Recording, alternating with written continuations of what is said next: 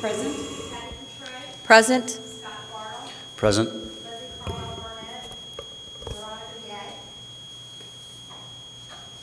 Okay, we do have a quorum, so we will move forward. I do want to recognize, we do have one elected official. We have Councilman Potter in the audience, so I want to recognize him and thank you for attending our meeting tonight. I appreciate that. We also have Dave Evans, who is a school board member from Chandler, which I want to recognize also. So I had to embarrass you, come on. All right, thank you for being here. We will have our Pledge of Allegiance and our Boy Scout. We are so excited tonight. We have a Boy Scout Troop 993 is going to lead us in the pledge. So if you'll come on up to the stand.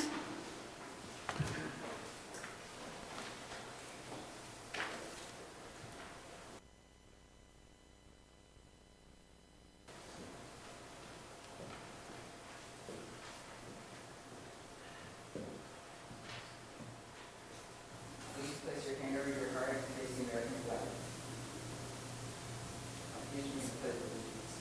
I pledge allegiance to the flag of the United States of America and to the republic for which it stands, one nation, under God, indivisible, with liberty and justice for all. Thank you.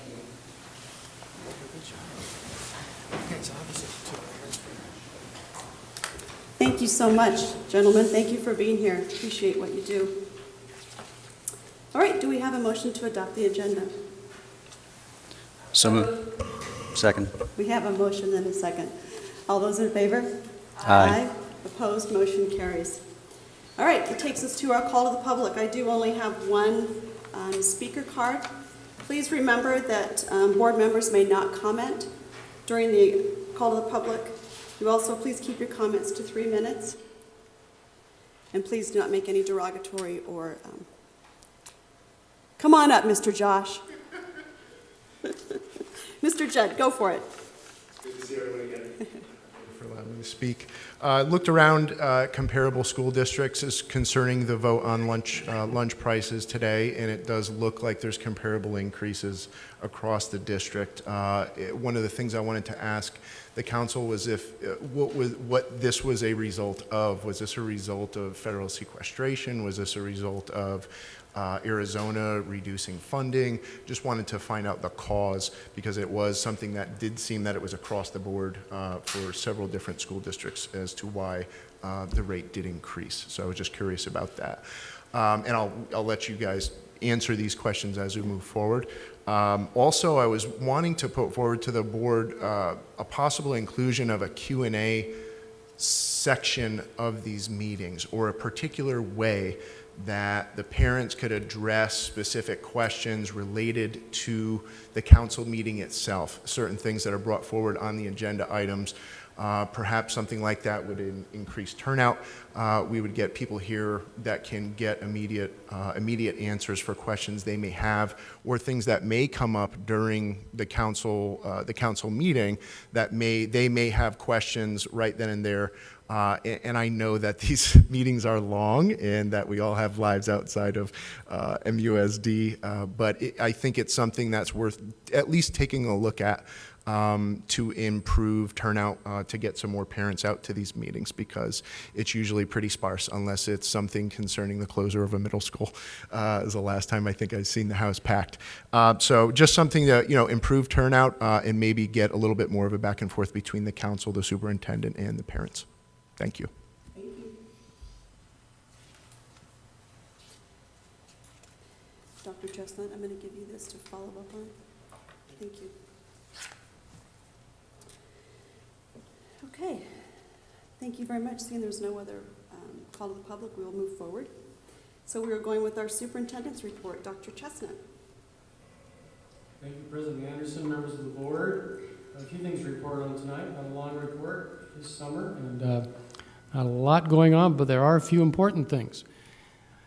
Most important, I think, we have two principals to introduce to you tonight. We have the new principal at Desert Wind Middle School, Yvette Harp, happens to be sitting right there. We're very pleased to have Yvette with us. She comes to us from Payson Unified School District. She's been an assistant principal at the middle level up there for a number of years, 6 or 8, 9. And she comes to us highly recommended and is very excited about moving into the role as principal at Desert Wind. We're very excited to have her. She's already been in the office this week and doing a good job of getting things rolling, so appreciative at being here. Looking forward to working with her. Also, I'd like to introduce our new Santa Cruz principal, Gina Chaffin.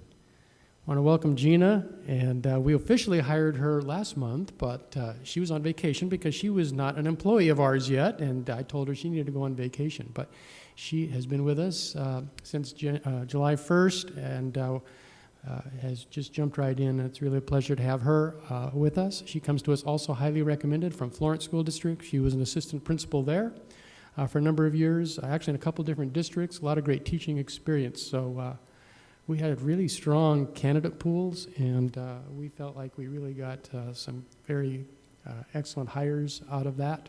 And so looking forward to working with both of them this year. And you'll be hearing more from them in the future. So welcome.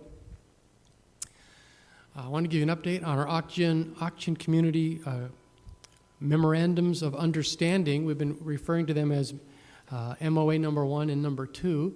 Number 1 is really the program coordination memorandum of understanding, and really to formalize the things we've been doing for a number of years. We have a meeting scheduled for this Friday on July 12th. That'll be our second meeting, and we're getting close to wrapping that up, and then we'll be bringing these to the governing board for final approval. And then MOA number 2 has to do with the $2.6 million grant that will be awarded over 2 years, $1.3 million each year for the next 2 years. We had our first meeting on June 11th, and then we've been corresponding via email and phone, and we're getting ready to have our second meeting. So we're making really good progress there, and it's been fun to work on both of those, and those will be on a future governing board agenda. Another important issue is kindergarten well, the orientation sessions have started, and our welcome to kindergarten orientations are listed there. The first ones are tonight, actually, at Maricopa Elementary and Saddleback. They actually have a couple different dates and times to choose from. The other 4 are listed there, and so we just want to invite parents to bring their kindergarten students and get a tour of the school so that the students can get familiar with what that new setting is going to be like, and it's a good way to get some of those questions answered and all that kind of stuff. And so anyway, that's on its way, and that's a good thing. Wanted to mention our charter school initiative. Still using the word proposed. We expect these to be accepted by Arizona Department of Education. It's kind of an interesting process because there is no formal application process. It's really just a matter of turning in the required materials. And so far, they have not told us that we're missing anything, and so we think that we're doing okay. So these are the 6 schools that we are planning to convert from traditional schools to charters for this coming school year. We're very excited about the discussion that's going to happen at each school so that they develop that educational focus, that academic focus at each school to make them distinctive. And as I've mentioned before, we'll have that same discussion at the other 3 schools as well. And I think it's going to be a great process for us, and we're looking forward to getting into that. That'll be one of our big projects for this upcoming school year. And you'll be hearing a lot more about that. Wanted to announce Parent Superintendent Coffee Meeting will be on the 17th. I think I got that date right. That's a week from today? I have the date wrong. I didn't correct it. The date is the 15th. Sorry about that. I have the times right, though. It'll be 10 o'clock in this room and 7 p.m. There's a lot of interest in what do charters mean for Maricopa Unified School District. And so I'll be going into some detail about that. I certainly will not have all the answers, but I can provide more detail to interested parents about that. And the short version of that is that there won't be any program changes for the upcoming school year. And we've talked about that here at this meeting several different times. We're going to take this next year to develop that academic focus, that signature academic focus at each school, and that will be a really wonderful process. But in the meantime, we'll go with the current curriculum instruction program that we have in place at each school. But there's certainly a lot more detail to that, and I'll be talking about that for any interested parents on the 15th, it's embarrassing, of July, next Monday morning and Monday evening. Wanted to let you know that we do have interviews scheduled for the Director of Curriculum and Instruction position on the 17th. I know that date is correct. And as you know, Dr. Conley is the new superintendent in Park City, Utah, and we've reorganized administrative positions here. We will not have a deputy superintendent next year. We will have a Director of Curriculum and Instruction instead. Krista Roden's new title will be Director of Teaching and Learning. This person will work very closely with Krista, obviously, but kind of a restructure of responsibilities, but I think it'll be a good one, and we're looking forward to finding a good person for that job. We have several good applicants, and anyway, hope to be bringing you a name, a recommended name in August. One last thing, just kind of a cleanup from our last meeting. I reported on the progress on our governing board superintendent work plan for this year. As you know, we had 3 main areas that we were working on. I described the details. The one detail I didn't have was our desire to improve volunteer efforts in the school district. And we really had a great year in that regard. Our volunteer coordinator was Jim Irving. He had a lot of support from Dan Cowley, and they ended up with some pretty good statistics. They had 201 people that actually volunteered in our schools and classrooms. 259 people were cleared and ready to go, and so we utilized most of them. There's still a few that didn't get utilized. There's actually 370 in the database that are in some form of getting all the clearances necessary, but that resulted in 9,000 volunteer hours in our schools this last year, so we're pretty proud of that. Really appreciate the efforts by Jim and Dan Cowley, and hope to build on that for next year. I know it's a tradition in the school district. It's nothing brand new. I know Margaret Jackson did a good job of that for a number of years, so those are just the latest stats from this year. And I think that's it. That's it? That's it. Okay, thanks. That brings us to our governing board reports. I do have something. Does anybody else have anything? Okay. I just want to remind board members that we did receive your ASBA, Arizona School Board Association, legislative agenda. So I would like to challenge you to look over that and come prepared on August 14th to our delegate, who is Mrs. Coutre, to let her know how we want her to vote on specific items. So it's a shortened agenda. Those of you who would like to see it, you can go to azsba.org, and you can go on to the advocacy link, and you can also go on to the legislative agenda. So that will kind of give you a boost as to where we're heading as far as a state and the Arizona School Board Association. So I wanted to put that plug in for our board members. And secondly, I do have a letter to read here from board member Veronica Gay. It's dated June 27th, and it says, "Dear Superintendent Broussard, in the best interest of my family, please accept my resignation of my position of governing board member of the Maricopa Unified School District number 20, effective July 9th, 2013. So I did want to read that so that you were aware of what was happening. If you want information on the application for the board position, you can go to Superintendent Broussard, the Pinal County website, and they'll have that application on there. The other thing that you can do is I would highly encourage you to go to ASBA's website, which is the same, azsba.org. They have a section on what does it take to be a board member. And it is very, very helpful so that you understand what we do. So it's a great tutorial. It's going to explain a lot of things and kind of answer a lot of questions. So I encourage you to go there. And then the rest of it you'll get from the Pinal County Superintendent's office. That's all I have. So, seeing nothing else, we will move forward.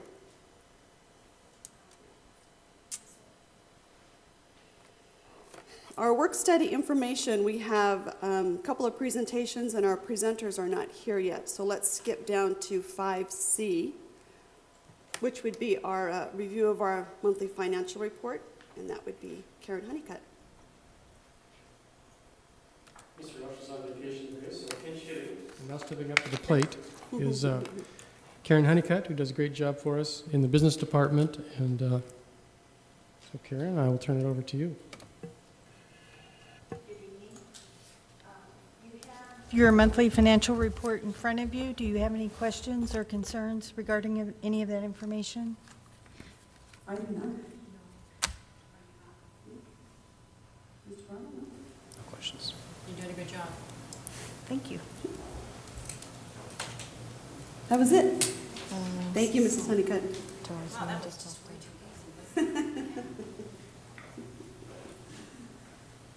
And for those of you in the audience that are watching, you can download those documents and look at those before the board meeting, and everything is attached.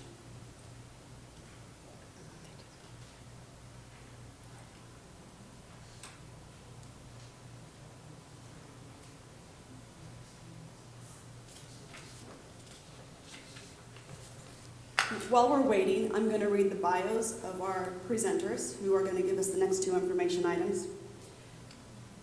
We have Erin Hart is going to present tonight. Erin currently serves as the Chief Operating Officer at Expect More Arizona, where she is responsible for policy analysis, infrastructure development, and strategic partnership development. Previous to this position, she served as the Director of Programs and Strategic Partnerships at the National PTA, where she led a 10-state initiative that educated and engaged parents in the Common Core standards, created key partnerships with the White House, U.S. Department of Education, Nickelodeon, NBC, and others, and developed programs to engage PTA's 5 million parents nationwide in supporting academics, health, and the arts. Before going to the National PTA, Erin worked as the Associate Director of Governor Napolitano's P20 Council, which served as a policy-making hub for education issues in the state from birth through workforce. Erin's key policy issue area expertise focused on graduation requirements, academic standards, pathways to post-secondary education, teachers, and dropout prevention and recovery, among others. Prior to serving with Governor Napolitano, Erin worked for Governor Jane Hull and held positions in public relations and marketing. Erin is a graduate of the W.P. Carey School of Business in Arizona State University, where she graduated with honors. She was recognized as a 40 under 40 recipient by the Business Journal 2006 and is a graduate of Valley Leadership. Would you want me, I also want to welcome Dr. Morfesis, and we have two other, she stepped out. And I don't see Craig Jensen yet, so from Banner. John, did you want me to read your bio all at one time, or do you want me to wait till you come up? Oh. All at one time? Okay. We'll go for it. Then we have Leticia De La Vera, which is Vice President, Outreach and Mobilization of Expect More Arizona, with us tonight. Leticia De La Vera leads the strategic outreach of Expect More Arizona's statewide presence, advocating for educational excellence for all Arizona students. Leticia has vast experience in mobilizing Arizonans, including significant work at the Latino communities and One Arizona and the National Council of La Raza. Leticia also brings experience in family engagement and college preparedness.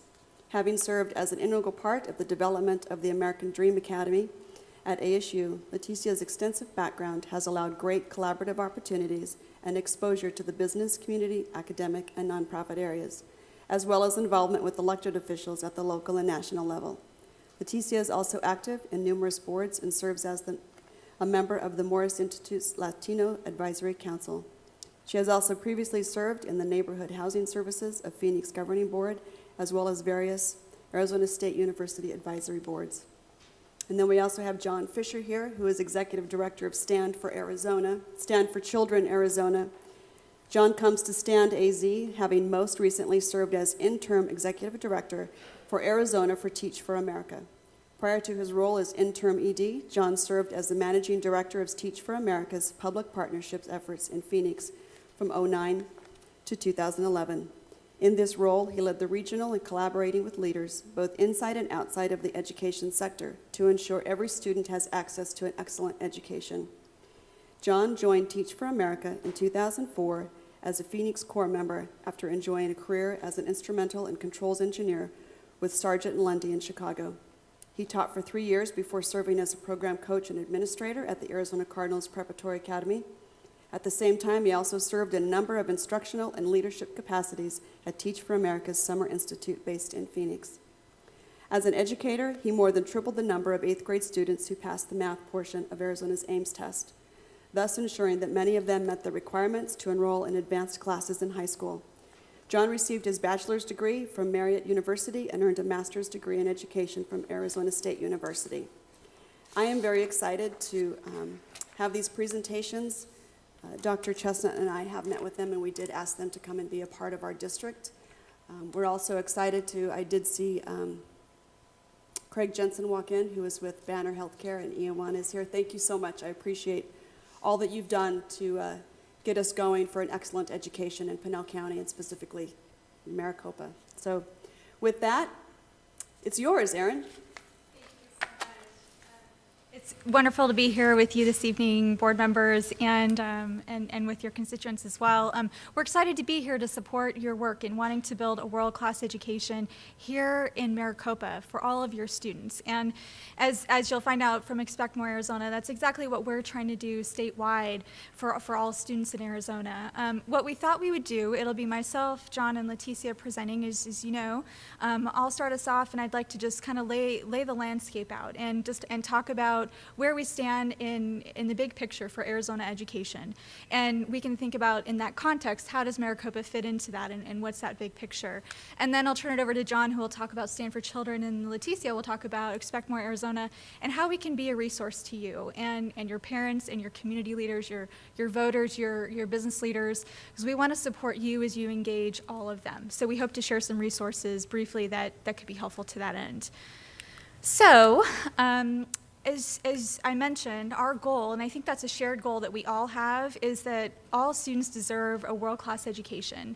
And we want all of our students to be prepared for college, career, and life. That's our ultimate aim to Expect More Arizona, and I think the board shares the same goal as well for all students in Maricopa.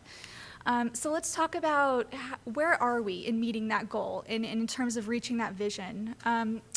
When we think about it, we know how much the world has changed. It's significantly different than it was 20, 30, 40, 50 years ago, right? I mean, if you look at technology alone, I know as soon as I buy a cell phone, my phone's already out of date, and I'm ready to get the next one, right? That's the world our kids are living in. And we know that when we look at technology in your cell phone, that has more power in your pocket than NASA had to put a man on the moon in 1969. That's pretty mind-blowing if you think about that. And also, we know that when we think about kids today, the oldest technology that they're going to have or have access to would be an iPad or an iPad 2. That blows my mind equally as much, because that would be the equivalent to my generation's Atari or other antiquated equipment, if you will. So the point is that we're preparing kids today for jobs that we don't know even exist, right? So there's a whole world ahead of us with how fast technology changes that we're going to have to make sure our kids are ready for. And not only that they're ready, but they've got the skills, the knowledge, and ability to be able to compete. And be able to compete not only just with their peers here, but their peers from around the world, right? This is a global economy. The world is flat. And so it's not just us here in Arizona who are fighting for jobs with each other. It's us with folks from around the world. And if we look at Arizona and how things have changed in Arizona, we know that a high school diploma is no longer enough. 85% of high-growth, high-wage jobs are going to require some kind of post-secondary education in the state. That's a huge shift from where we've been. And if we look at where we stand in Arizona in terms of how many adults have a post-secondary credential, it's at 35% currently. And in Pinal County, it's at 27%.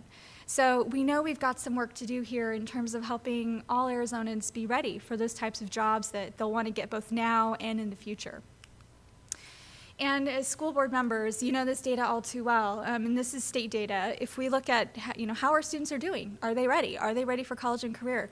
We see that 7 out of 10 are graduating from high school on time. We see about half of those moving on to some kind of college experience or environment. But of those who do, we're seeing that 60% who are going to a community college are remediating, which is a huge, huge amount of students who are having to make up for things they should have learned in high school. And then we also see that 53% of our students are not even eligible to qualify to get into ASU, U of A, or NAU. So we're talking about things that we can fix, things that if we work together that we can help turn around. And I think all of these, in making our students college and career ready, all of us working together, we can help get there. And if we think about how do we stand internationally, how are we doing with post-secondary attainment, if you'll see that line in the middle, that arrow, that's the average of industrialized nations, and you'll see us as the United States all the way over to the right-hand side.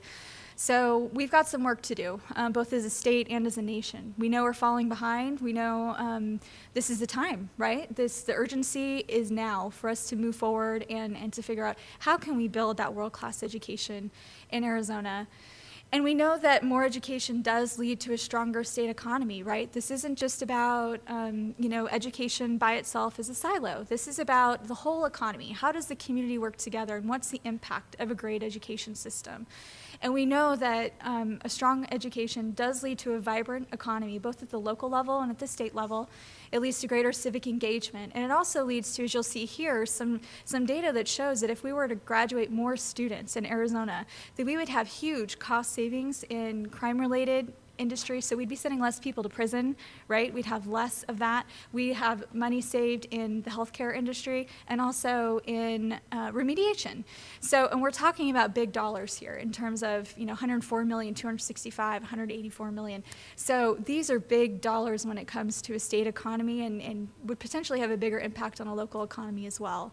And we know that when people do have increased levels of education, we'd see more money added to the economy, right? More education equals higher wages equals more money to spend. It's a greater quality of life for all of us. So we can see that more than 8.6 billion would be added to our economy by 2020 if over their lifetimes if people were to be able to stay in school and weren't dropping out. So this is powerful data when we're thinking about how do we link education to economic development and to the business community and get people involved. So that's why I definitely wanted to share that with you tonight. So we know that our work is essential in doing just that and in building support for education, for world-class education here in Maricopa and statewide. So I'd like to turn it over to John and then to Leticia to tell you about some resources that we have that maybe can be helpful to you as a school district.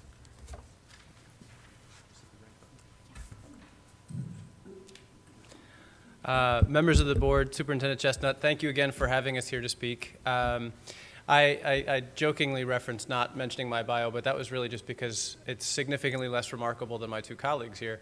One thing it does mention, though, is my experience teaching. And what I saw as a teacher, I taught on the west side of Phoenix and Tolleson. And what I saw were kids who were remarkably successful when held to a high bar. If we set the expectation high, they would meet it. What I also saw was that some kids continued that success, and some students dropped out of school, didn't achieve at the same rate as some of their peers. And when I reflected on why that was happening, when I really examined, what's the difference? What makes one student really continue their success and what doesn't? It was having an advocate. It was having, whether it was a teacher, a mentor, a parent, or a counselor, they had someone who was connected to them in their life, who would set that bar for them in an ongoing manner, open up doors, and make sure that that child was taking the right steps. And I share that because that's really what we do at Stand for Children. We work to build advocates for kids. Our mission is to ensure that all children, regardless of their background, graduate from high school prepared for and with access to college. That's what drives all that we do. How do we do it? We work primarily with parents. So if I were to summarize, there's 4 bullet points here, but I summarize it into parents, policy, and politics. We recognize that parents are the first teacher, and they have the potential to be the strongest champion and advocate for their children, but also to connect towards a network of parents and advocating for public education as a whole. So we work with parents, educators, and community members to build that movement, that sustained energy to support public education. At the same time, we also recognize that policy is a part of it. So we need to ensure that the policies that we're passing both at the local and state level matter for kids and are focused on kids. Recognizing that passing the policy is only about 25% of the work, though, we also work on ensuring that that policy reaches students in classrooms. That's a critical piece of our work. And where necessary, we elect courageous leaders who will support education as a priority for our state. We have, in our experience since 2009, we've been in Arizona since 2009. We were brought here as part of the Axio grant, which is a collaboration between the Helios Education Foundation and the Arizona Community Foundation. We've supported Prop 100 and Prop 204 at the state level. We've worked on some, just recently we worked on some school board candidate races, but primarily we've been working on overrides. So we have worked just this past election cycle with the Alhambra Elementary School District to pass their M&O override, and with the Murphy Elementary School District to pass both their M&O and capital overrides. So that just gives you kind of a snapshot of what we do. Our partners in Arizona so far are mostly in the Phoenix metro area: Alhambra Elementary, Murphy Elementary, Roosevelt Elementary, and Phoenix Union High School, as well as a few charter schools that we have organized into one specific chapter. And recognizing that we need support from a broad group of stakeholders, we've also worked with educators, and that supporter chapter is almost an ancillary group of individuals who've just been drawn to our work because of the statewide efforts we've undertaken. In the short amount of time we've been in Arizona, this is actually a little outdated, we have over 1,000 active members. And if you think about the fact that we're working in essentially 5 different communities, 5 different chapters, if you had 200 active parents who were sitting out here in the school board meeting working with you, I think you'd see a lot of energy in support of your district. And that's really what we're working on building, identifying innovative solutions, innovative leaders, and innovative districts that we can build community support behind to really move the work forward. That's a large part of what we do and a large part of how we select the communities in which we work. We also look specifically for underserved communities, again, innovative leadership, and then also thinking about strategically what's going to help us in both the statewide effort as well as local efforts. Our work looks essentially like 2 different processes. Our primary manner is traditional community organizing built around a school. So we literally sit down, we work with a principal or superintendent to identify who are the parent leaders, the teacher leaders in a district, and we sit down with them and identify, are they aligned with the work that's going on? Do they have the capacity and the connections, the time capacity and the connections in the community to be a leader and really move the work forward? We provide them training. If they do, we provide them training on how to speak in public, issues facing them in their community, and how to build a network of advocates supporting public education. And then, we kind of go through the cycle. It's really just about bringing meetings together and growing that group of individuals to be more active and more engaged in the conversation. It's a cycle, but we bounce around. If it's a face-to-face conversation we need to have, we do that. If it's another energizing meeting, we do that. So as much as this is a loop, it's also there's lines going between each of these circles. At the same time, something we're excited that we just started last spring was our Stand University for Parents. It's a 10-week parent and family engagement course that focuses on giving parents the skills and knowledge to be strong champions for their own kids' education and recognize that as a parent, their job isn't merely to drop a student off at school and pick them up at the end of the day, but to partner with the school system fully to ensure that that child is learning. So we talk to them about issues like how the school system works, the path to college, what effective parent-teacher communication looks like, how to set shared goals with their school. And it really changes that dynamic. They understand that they have much more to offer and much more to contribute to a school and to their child's education than really just dropping them off and picking them up. It's also a great avenue to get them engaged, to get their feet wet in the conversation around how to support a school, how to support a community. So it ends up being a great funnel towards that advocacy network that we talked about before. Ultimately, what we've done in Arizona, we've passed overrides, we've supported policy implementation, we've been very vocally supportive of this most recent cycle or legislative session of the Common Core. We've focused on issues such as charter quality and teacher evaluations. We've also looked at building parent engagement, and as we said, we've advocated at the state level for issues benefiting students such as Proposition 100 and Proposition 204. So this is just a nice unsolicited email we got after one of the events we held.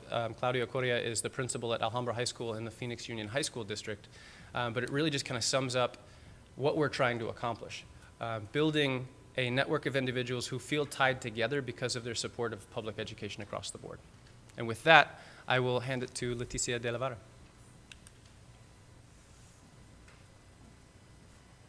Thank you. Thank you for inviting us here this evening, and also thank you to those of you who are here who are engaged with your school board. It's so important for folks to even just show up to this meeting, so I think it's wonderful to see so many folks here tonight.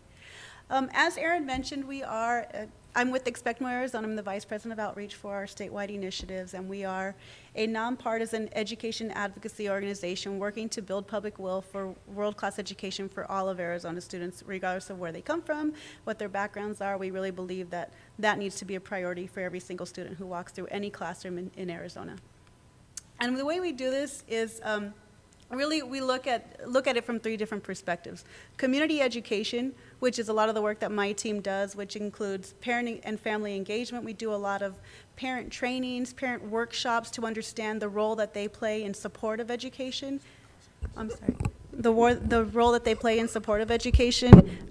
We also do college and career planning for 8th graders, and I'll show you a little bit about that later. But we also do public awareness campaigns. We know that for education to succeed and thrive, it is not just something that lives in a silo at a school. It involves the whole community, and the whole community really needs to play their part and make sure that they are helping every educational, every school in the school district to make sure they have the best that they can for their students. So we do a lot of public awareness campaigns too that I'll talk to a little bit. And then we also do advocacy so that folks understand the legislation that is in effect and the school regulations that are in effect, so they understand how it impacts both their children at home, their families at home, but also the state in general.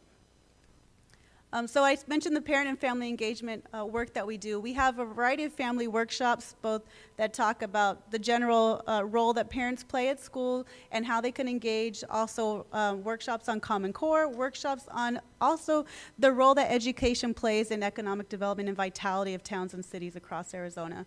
We also do this through a variety of train-the-trainer sessions. We know we are a small organization, and we know we can't be all places all time, and Arizona is a large state. So we actually train folks whose jobs, parent liaisons and other community workers whose jobs it is to engage with communities and give them the resources to offer these workshops to their community groups as well. And we provide a variety of resources. Like, we actually have a few extra folders here that will provide you resources like a booklet that goes along with our training that shows parents the way they can be engaged and actively steward their children's educational success from birth all the way through college and career. Also, interactive pieces on our online. We have parent one-sheeters that just kind of lay out what goals kids need to reach at every grade level and how they can help achieve those goals at home. So we really want to make sure that we're sending a message that education is not something that happens in a classroom. It's something that happens all day, every day, and every single person has a part of it. The other thing that we offer are college and career planning guides, and this is a charge that we have to offer college and career planning guides to every 8th grader in the state of Arizona. Part of what this college and career planning guide is really a checklist for parents and for 8th graders to understand what they need to be doing, what classes they need to be taking, so that when they do graduate from high school, they've had a set plan from 8th grade all the way through 12th grade that says these are the classes that need to be taken, this is what you need to be doing every step along the way, so that you're prepared to enter whatever field it is, whether it's career and technical education training, whether it's college, whether it's military, but you're set, and the degree you're getting from 12th grade is prepared to open any door that you want for your children. And these are all available. We offer them to every single school free of charge to any group that has a large proportion of 8th grade students. One of the other things that we do, and I know John and Aaron talked a little bit about what the educational landscape looks like in Arizona, where we rank kind of internationally. But a lot of what we like to do too, because we do a lot of work with schools and school districts who have phenomenal staff that are doing great work. So we launched the Expect More Excellence Tour last year to really give a voice to that, to say, yes, we have a vision and a goal for where we want education to be, but along the way, there's some great people here in our backyard who are doing phenomenal things. So we launched a online excellence tour that allowed people to submit videos and a little bit of story of what programs were working in their communities. And it was open to everybody. Parents could submit, teachers could submit, students, community colleges, universities, after-school programs, preschool programs. We're birth through career in our focus, so we had the full gamut. And we got almost 200 videos from across the state that really highlighted phenomenal work that's going on and really kind of heralded the hard work, the unsung heroes in the education field that are really doing a lot to make sure that our children are prepared and that there are great opportunities that we could really expand across the state. We could mirror and replicate in different, it was an opportunity to see what's working and to see how you maybe could replicate it and bring it to fruition in your own community. So we held that from January through May of this year, and it had phenomenal success. We had over 605,000 different interactions. That included folks looking at videos, clicking on the links to see what those programs were about, voting on videos, sharing videos on Facebook, on Twitter, and just kind of getting the word out there. It was something that we saw from school board members that said, thank you for providing this, because now we have a way to sing the praises of our really good teachers. So we had quite a few school districts say that, and say they had Teachers of the Year videos up on there to kind of highlight the great things that are going on in their community that maybe parents don't know about.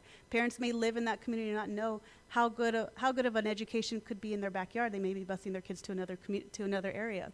So it was a really great way to highlight the good that's going on out there. And we'll be relaunching that again for the 2014 season, and we'd love to, sing your praises if you guys have videos to submit.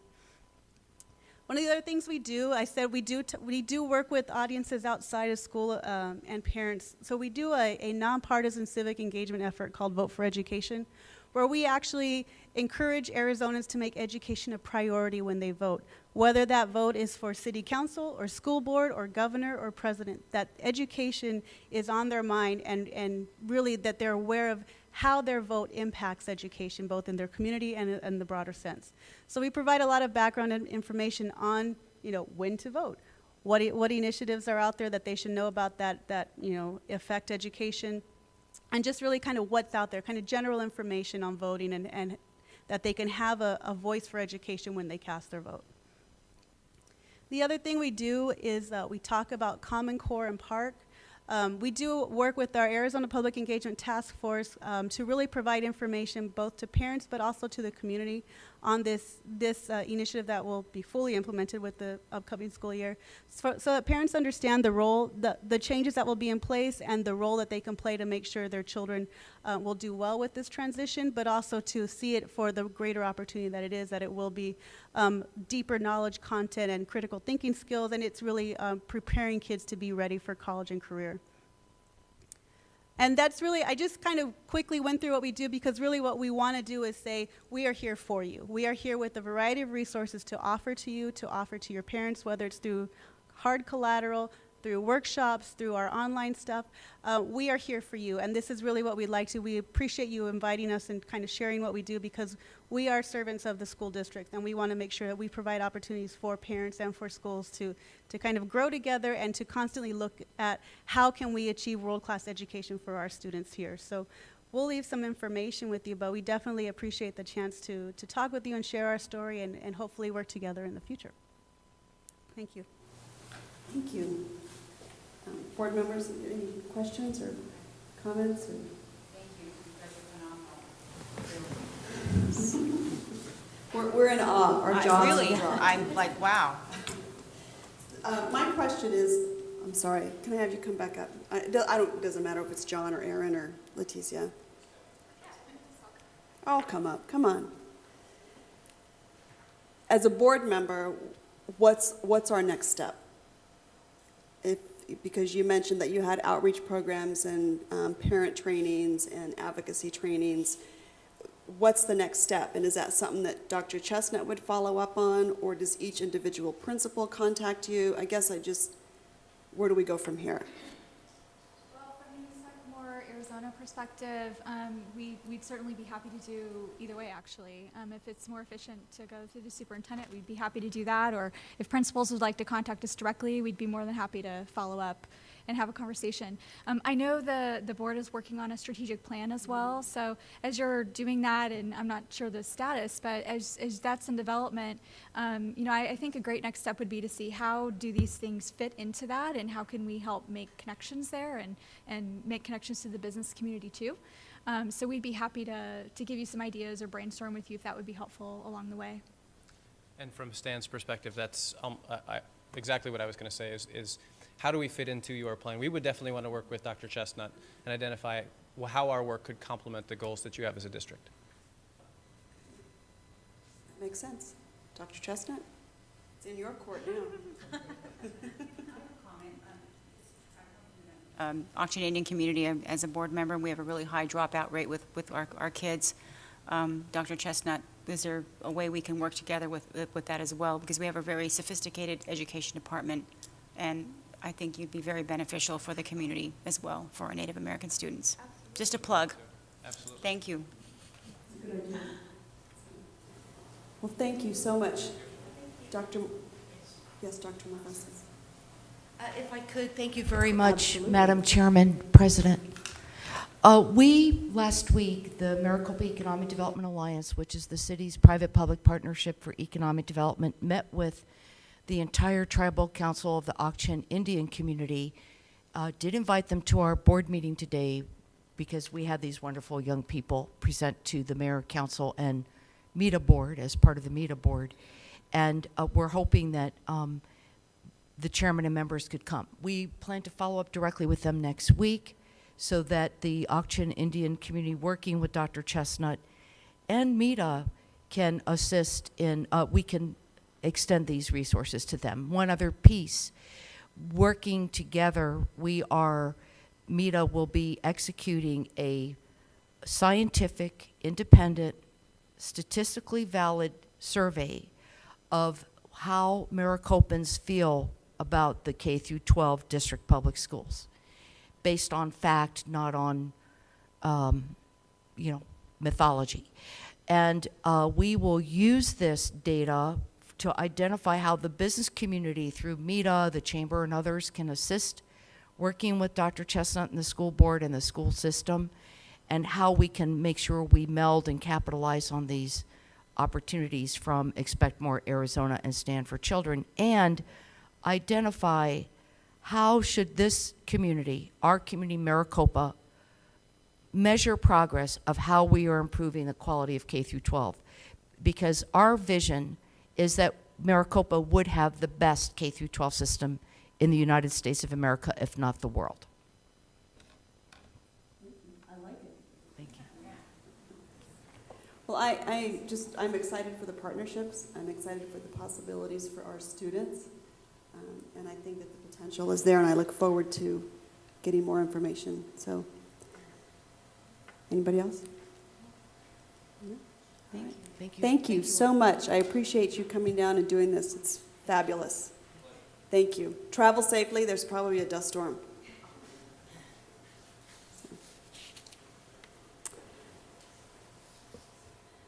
All right. Thank you very much for listening and sitting through that, and for all of you for being here. We are now on our consent agenda. I would like to ask the board, if at all possible, I know we already approved the agenda, but item 6E directly addresses a question. Do I have can we pull that out and put that as a separate item? I move that we accept the consent agenda with the exception of item E and discuss that separately. We have a motion and a second. Any discussion? Yes, taking 6E out of consent so that we can discuss it. Okay. Any other discussion? No. Okay. All those in favor? Aye. Opposed? Motion carries. So the consent agenda is approved, taking out item 6E. All right. So that brings us to 6E, which is the top of our action items. And 6E was the approval of the decision on raising of lunch prices per Congress mandate of equity in school lunch pricing, Healthy, Hungry-Free Children's Act of 2010. I know this was a question earlier, so Dr. Chestnut, would you like to address that, please? Right.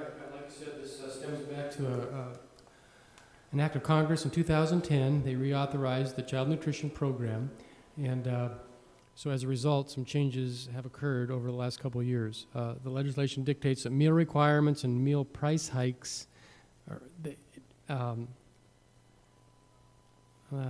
let me scan my notes here better. The law said that effective for this school year, 2013-14, schools are required to charge students for paid meals at a price that is equal to the free meal reimbursement rate. So if a school gets reimbursed $2.75 by the U.S. Department of Agriculture, then we have to charge $2.75 for a student that's not on free and reduced. So we're required to do this. We started this process a couple years ago. We decided, the board at that time, back in 2010, decided to raise the prices slowly so that it would be easier on families. This is the last step in that process. And with this change, we'll be in full compliance with the law in time to meet the deadline. And that's the reason for the item. I do remember 2 years ago, we did, as a board, ask for an incremental increase, so it wasn't all at one time.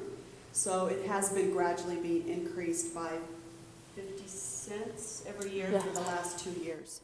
So this brings us to the 275, which is the total. So it's, we're required to do that, and that's why it's that amount. So, good questions. Anything else? So we're compensating for the people who do pay the 275, we're compensating for the ones who are getting the free and reduced, or is that, forgive me for my ignorance, I'm not sure how No, that's that's working. fine. Dr. Chestnut, you want me to? Correct. I mean, the federal government reimburses us for those free and reduced meals at that rate, so that's the rate we have to match. We can't, if we get reimbursed for $275 for free and reduced, we can't charge $175 for the people that are paying. It has to be equal. Does that make sense? Yeah, it's a mandate from Congress? Yes. So I guess we can't really challenge Congress, can we? No, and we were doing really good. That was, But the good news is breakfast is still Still free. no charge. Yeah, breakfast is free. So, I move we approve item 6E. I'll second. I agree. we have a motion and a second. Any discussion? Go ahead. Well, it's not really a negotiable thing. I just think that, for parents for those families who are working and paying and, working hard and that whole thing, that's $275 a day. That can be a tax on their budget. So that's a comment, but let's move forward. No, it's a good, we did have that discussion. It was hard 2 years ago, but And it was was one of tough. those, Yeah, I agree. But it's required. All right, well, let's move on. Okay, so we have a motion and a second. All those in favor? Aye. Aye. Opposed? Motion carries. All right, that brings us to 7A, which is discussion and possible approval of the personnel schedule, which includes resignation, reclassifications, terminations, non-renewals, new position requests, employment ratifications, stipends, leave of absence, FMLA, and other administrative actions. Mr. Beckett. Thank you. Tom Beckett, Director of Human Resources. Thank you, President Anderson, members of the Governing Board, Dr. Chestnut. You have the schedule in front of you tonight, and I can answer any of your questions. I have a question. Thank you. Are these all existing positions? Were they already existing positions, or are there any new ones in this? These are new. And Member Burnett, are we talking about new employees? Is that what you're looking New at? employees? Yeah, let me go ahead and I can, I'll number be specific. 26 and number 35 would be new positions based upon additional funding that we received from, one was from the Oxygen Grant, the other one is, I believe, from one of the title programs, Title III.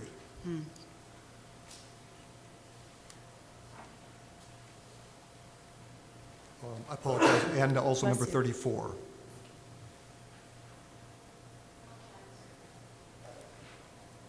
Are the new positions that are grant funded?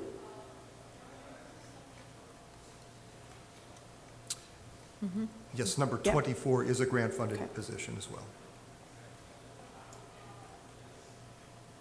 And if I can just expand on it, each one of these positions, time they're tied directly with a grant, the people that are given the contracts are given a term contract, which means that it's dependent upon that grant fund being sustained. So as the money would disappear, if it would disappear, so would that position. Maybe just to expand further, even though that position, for example, is tied to the auction grant, that's the only part of the grant we're moving forward with at this time, because we know we have to hire teachers now if we want to do that. And based on our discussions thus far with the auction representatives, we have their authorization to move forward on that, even though we have not finalized the memorandum of understanding. Though, on those reclassifications, 42 through 44, we're reclassifying them but we're attaching a job description. Does that mean that we are creating those new jobs? Or those jobs were already in existence? Thank you, Member Coutray. These jobs already are in existence. All they do is they've adopted more responsibilities. There have been extra tasks added to those positions, and that's the reason why we're coming to you. So they're not filling those? Those positions were not currently filled? These positions are filled, but they are being reclassified for extra duties that they are doing. Okay, but the new positions weren't filled. So they're being reclassified into a position that didn't have someone in it, correct? So like, take number 42, you're going from one level to another level. Was there a person at that level that they're replacing? No. Or No, No. this position is being reclassified Okay. because of the additional the responsibilities. whole position's being reclassified? They're not That is- replacing someone? That is Okay. correct. Okay, so number 44 was not an existing position. Number 44, there was a position there. That individual was the disciplinarian at the high school this past year. We're asking that position to be reclassified to a dean of students position. And if I could jump in there, the reason for that is because under the previous contract, we paid overtime to that person, and this actually will save the district money, and I think it'd be more fair to the employee outlining the total responsibilities of the job with a salary to match it. That's kind of a win-win, I think. You're welcome. Mr. Beckett? Mrs. Anderson? Employees 55 through 58. It says 25 cents per hour. So can you explain that, please? Is it supposed to be $25 per hour? Member Anderson, it is correct. It is okay. 25 cents per hour. This is a typical practice for classified employees, especially that are on an hourly rate, since they're doing additional tasks above and beyond their typical work for their CPR training as well as for their behind-the-wheel training for bus drivers. They receive an additional 50 cents each one of these employees. Okay. All right, so it's just, I get it. 25 cents per hour Please, added to their current, okay. that's correct. All right. I wouldn't That's have the only 25 question cents I had. either. I just thought 25 cents, woo-hoo. Sorry. We're saving money now. Okay, sorry, let's refocus here. And- Okay, and I'll go ahead and just chime in there. This is a significant savings to the district.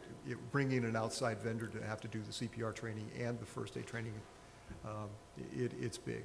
So it's a good cost-saving measure for us. okay, So that makes sense to me. May I make a motion? Sure. Anybody else have any more questions? I move that we approve the HR schedule.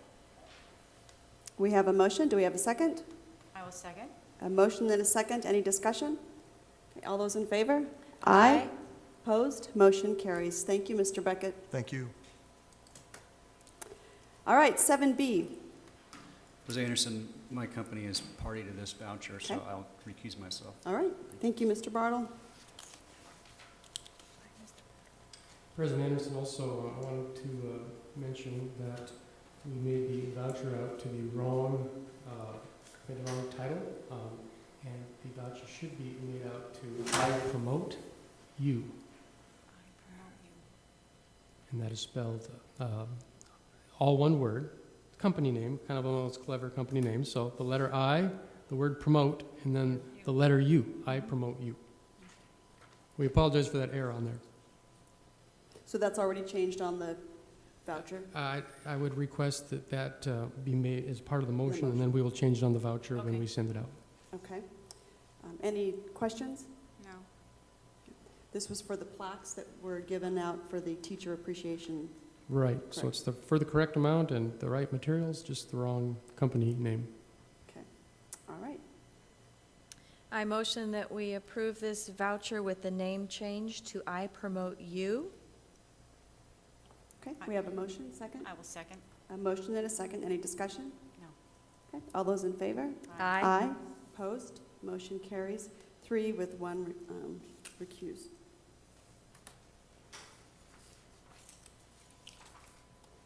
All right, 7C. This opens up our public hearing for our budget. We need to adopt our budget for 2014 school year, and so currently, we are now in our public hearing. So if there is any public comments, Mrs. Honeycutt, do you have anything to add to that? We have a PowerPoint presentation. It's very similar to the presentation that was given for the proposed budget. Okay. And you want to do that during the public hearing, right? Yeah.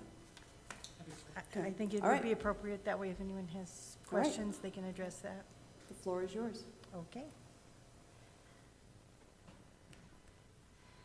Okay. Okay. Thanks. The budget revenue limit has been rolled into the adopted budget that we're presenting tonight. The general budget limit will be a little over $31.9 million. The unrestricted capital budget limit will be a little over $4.4 million. And we're expecting to have federal projects come in somewhere in the neighborhood of $4.8 million. We're hoping to have a carryover in impact aid of $371,000, and that'll give our total budget limit right about $40.9 million. We're expecting expenditures, budgeted expenditures, to come out of M&O at the $31.9 million, unrestricted capital to come in at the 4.4, and our total amount for the budget limits would be, any expenditures would be 36.3, in excess of 36.3.